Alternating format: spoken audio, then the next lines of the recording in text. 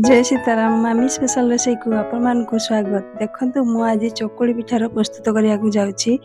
सेति पई मु गोटे करेईर पानी किछि देली, 1.5 लिटर पानी मु ढालिली। गोटे गिना चावल चूना को नहीं 2 गिना पानी मिसई घोल प्रस्तुत कली। देखंतु एपरी गळई नबा घोल प्रस्तुत कर दबा। घोलटी प्रस्तुत हे आसलानी। से भीतर आम पानी गरम होचु। देखो पानी फुटी आसलानी। एबे चूनार घोल को एथिरे ढालिबा सहित चटुर गोटे गळई नबा, नहले मेंडा मेंडा हे जीवो। देखंती आणटी एभलिया प्रस्तुत करिबा, बेसी बहलिया करिबानी, पतला करिबा। आणटी पतला हेले पिठाटी भल होइताए।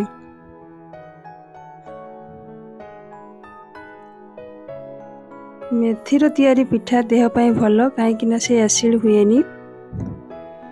एबे देखंतु आण प्रस्तुत हो गला। ठंडा हवा पई किछि समय छाड़ दबा।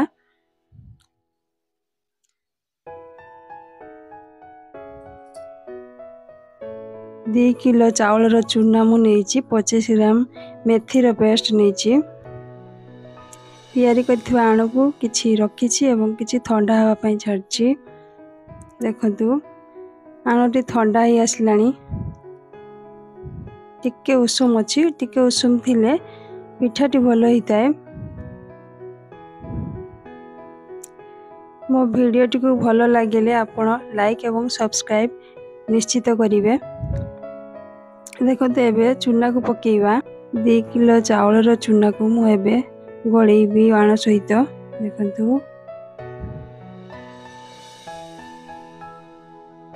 चूना को भल भाबरे गळेइ नबा।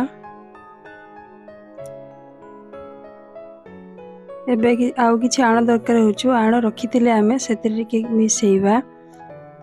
मु बेसी मात्रा रे पिठो प्रस्तुत करछु, काहे कि ना एई पिठोरु मु 4-5 प्रकार पिठा प्रस्तुत करिबी।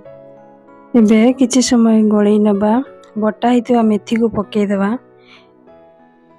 पिठो गळिबा किछि समय पूर्वरु मेथी को ग्राइंडिंग करिबा, नहले बसी जीवो। देखंतु गळेइ नबा। एथिरे पिठोर परिमाण अनुसार लूण पकेइबा।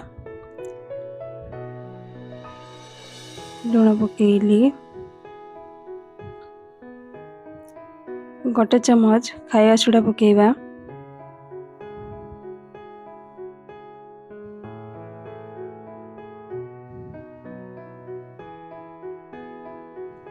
देखंतु भल भाबरे गळेइ नबा। पिठौटी बेसी बहलिया करिबानी, टिके पतला करिबा। पतला कले पिठाटी भल होइताए। देखंतु पिठौ प्रस्तुत हे आसलानी। पिठौ को आज रात रे आमे प्रस्तुत करि रखिबा। आसंता काली सकाळे पिठा करिबा। सेही समय भितरे पिठौटी फुली जाइथिबो, पिठाटी मध्य भल हेबो। देखंतु एई भलिया पिठौटी प्रस्तुत करिबा। एबे घोड़नी दे देबा। गैस ऑन करी तावा बसैबा। देखंतु बाइगणर मुखी साहाय्य तेल घसीबा। एबे तावा गरम हे आसलानी। पिठौ को पकेई चकुली प्रस्तुत करिबा।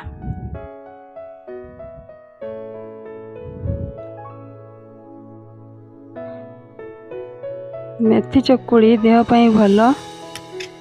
देखंतु चकुली प्रस्तुत कला बेले गैस को मीडियम रे रखिबे। अधिक आंचर कले पिठाटी रेड कलर हो जाए। एई चकुली पिठा मांसर झोल एवं भुगनी सहित खाइले भल टेस्ट लागे।